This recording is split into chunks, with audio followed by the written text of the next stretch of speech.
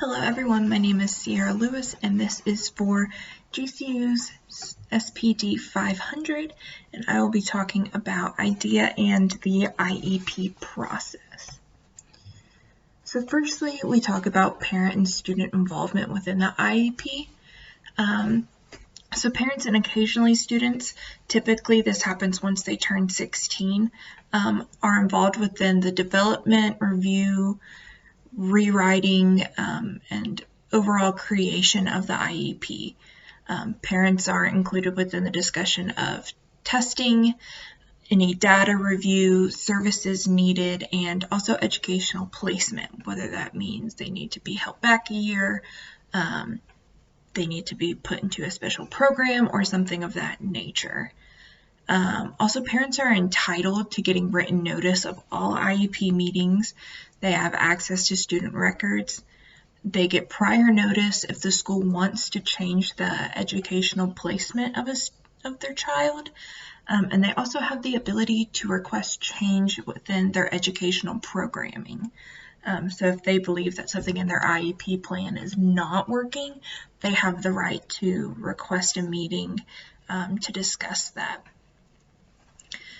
To initially start out with an IEP, you go through a referral process, which begins when a teacher feels as though a student is struggling within the general education classroom.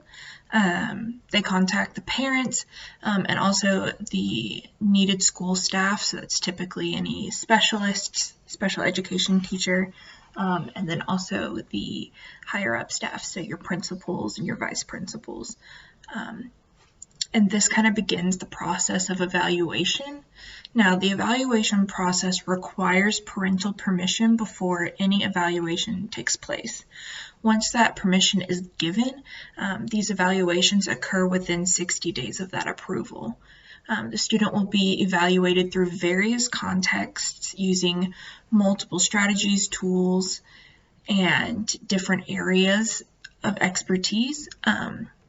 These evaluations gather data on the student's functional, developmental, and academic information. All testing is done by trained and qualified professionals. So once all of that data has been received from the testing, you go into the development of a IEP. So typically, your student also has to fall under some eligibility determinations, and this is covered through IDEA, which is the Individuals with Disabilities Education Act, and it is a law that makes available a free, appropriate public education to eligible children with disabilities throughout the nation and ensures special education and related services to those children. So your free, appropriate public education typically means the F is free, so without charge to the parents or the students.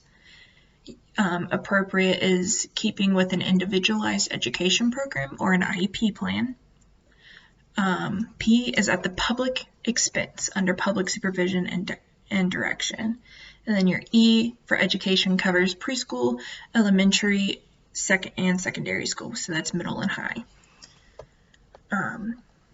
So a student, as far as eligibility determinations, should fall under one of the following categories: a specific learning disability or an SLD, deafness or hearing impairment, blindness or vision impairment, traumatic brain injury or TBI, learning disabilities, autism spectrum disorder, orthopedic impairment, intellectual disability, multiple disabilities, speech and language impairment, emotional disturbance, and other health impairments.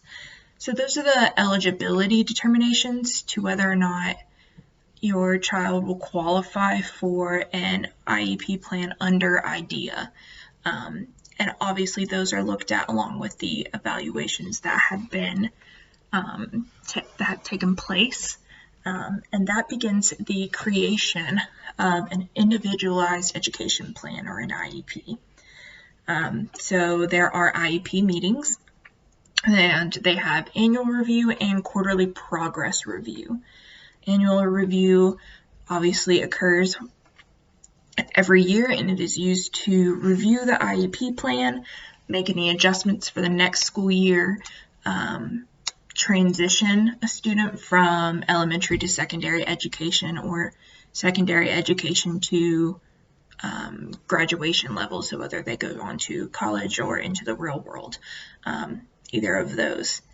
And then also with the quarterly progress review, the progress of how the students are achieving and tracking their goals through the IEP, which are all under the description of the IEP of how that's going to be tracked, are sent to the parents every quarter. So if the parents have any questions or concerns, they have that ability to understand what's going on and ask questions throughout the year. So your main components of an individualized education plan is a present level of performance currently in areas of concern. So that typically means how your student is performing, whether it be reading, writing, participation, that kind of thing. It will hold your annual goals of what the student is to learn throughout the year, or what they're expected to learn. And obviously these goals are what is going to be tracked and how we can tell the student's progress. It will also go into detail about how we are tracking progress towards the IEP goals and how that will be reported to the parents, whether that's an email, a letter, a phone call, all three, a combination, any of that. There is a description of the education services that will be provided to the student. So if that specific student needs speech therapy or occupational therapy or counseling, any of that will be outlined within the IEP. And details of frequency of services and where they will be provided and how they will be provided in the least restrictive environment possible. So this will lay out how often a student needs occupational therapy, physical therapy, speech therapy, how often they will need to be taken out of class for something or kept in class for something. And when we're discussing the least restrictive environment possible, we're talking about how your child should legally receive any services that they need in the learning environment and any placement outside of these general classrooms. So whether that be a self-contained classroom, a special plan, a special program, any of that must be justified and agreed upon by the parents. So that is all laid out within your IEP as well. It will entail the start date of the IEP services, and then also transition goals and services to move to the next schooling level.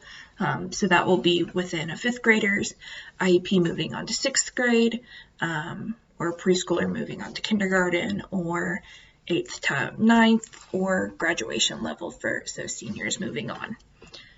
So that will all be within the IEP, and all of this will be discussed at an IEP meeting. So these typically are held. You have a right to call one whenever you would like, teachers and parents, and also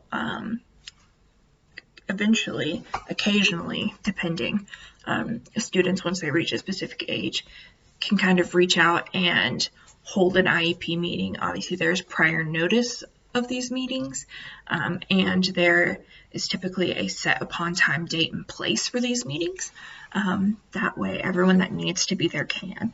Typically, depending on age range and specific needs of students, these meetings will hold the parent or guardian. It'll have the special education teacher, the general education teacher, sometimes, most likely, some staff administration from the school, typically a principal, a vice principal, some form of staff position, and then also any other services. So behavioral specialists, counselors, psychological specialists, occupational therapists, speech therapists will all be within this meeting.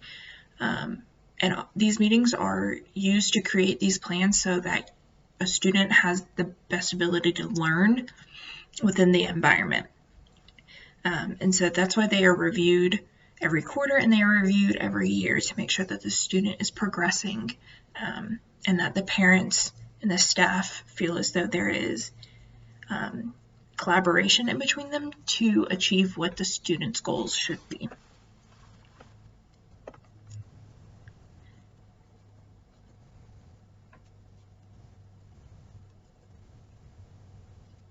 So yeah, typically there's open communication through the parents and the staff and the teachers, whether that come from emails, phone calls, in-person meetings. That way there's an open line of communication. The school is not allowed to change anything within the student's plans without informing the parent or guardian. And the parent or guardian can request meetings if they have any questions or concerns about how the plan is developing.